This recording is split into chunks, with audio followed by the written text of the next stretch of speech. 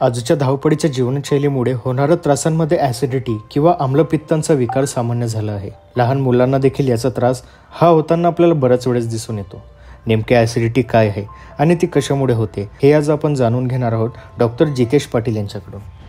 वारंवार रोजच्या रोज जीवनामध्ये जे आमच्याकडे सर्वात जास्त पेशंट येत आहेत ते सर्वात जास्त पेशंट हे आम्ही बघितलं आहे आत्तापर्यंत की ते ॲसिडिटीच्या प्रमाणात जास्त घेऊन येत आहेत. जो विषय आहे आपला ॲसिडिटी, ह्या ॲसिडिटीचा काय प्रकार आहे नेमका आणि नेमकं ॲसिडिटी कशामुळे होते या सगळ्या गोष्टी आपण आज समजून घेणार आहोत. तर माझं सर्वांना असं सांगणं राहील की मोस्टली तुम्ही ॲसिडिटीवर मेडिसिनपेक्षा precaution is better than cure हा जो प्रकार आम्ही वारंवार सांगतो, की त्याच्यानुसारच तुम्ही तुमचं ट्रीटमेंट करा. तुम्हाला नेमकं काय होतं, छातीत जळजळ होते, घशात जळजळ होते, थोडंफार पोटात प्रमाणात दुखतं किंवा अस्वस्थता वाढते, करपट ढेकर येणे, हे सगळे प्रकार जे आहेत हे तुमच्या ॲसिडिटीचे आहेत. आणि या सर्व याच्यावर व्याधी ह्या फक्त आणि फक्त आपल्या अन्न, रोजचे जीवन, आपली जीवनशैली याच्यावरच अवलंबून आहे. आता ॲसिडिटी कशामुळे होते? मसालेदार पदार्थ, तुमचे दुग्धजन्य पदार्थ काही असतात ते, त्यानंतर पाव वगैरे असे वातरून प्रकार, मैदा आणि तिखट, या सगळ्या गोष्टींमुळे तुम्हाला ॲसिडिटीचं प्रमाण हे वाढत जातं. ॲसिडिटी ही वारंवार होत जाते. काही लोक खूप दुर्लक्ष करतात कारण की ॲसिडिटी झाली सर एखादी मेडिकलवरून गोळी खाऊन घेतात.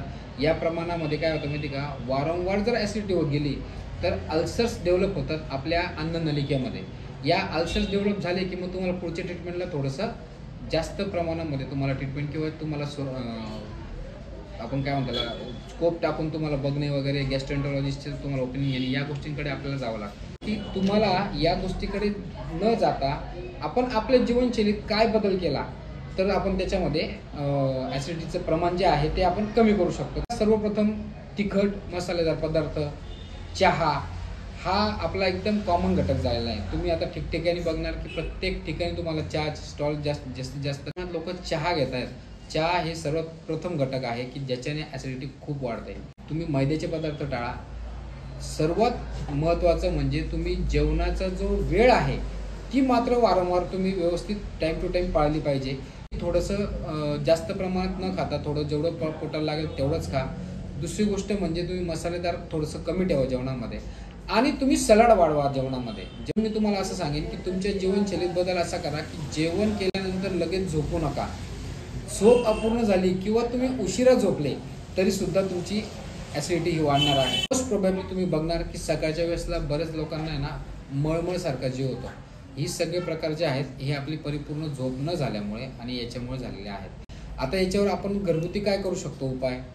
तर आपण घरगुती आपल्याकडे भरपूर असे आपल्या पूर्वजांनी यांच्या वेळेस ॲसिडिटीच्या गोळ्या नव्हत्या, मग ते कसं करत होते? तर त्यांना उपाय काय सांगू शकतो आपण त्याच्यामध्ये?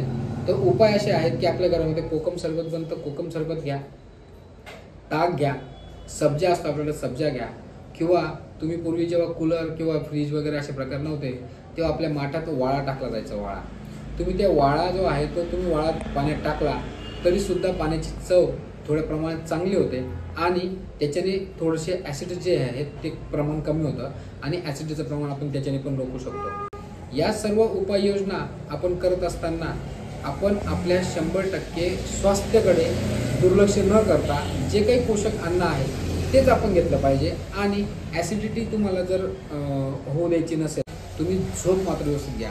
आजकाल तुम्ही जर बघत असणार तर मोबाईलमुळे आपल्याला रात्री दिवसभराचे बरेचसे लोक दिवसभर बिझी असतात, त्यामुळे ते रात्रीच्या वेळेस निवांत झाल्यावर मोबाईल बघतात.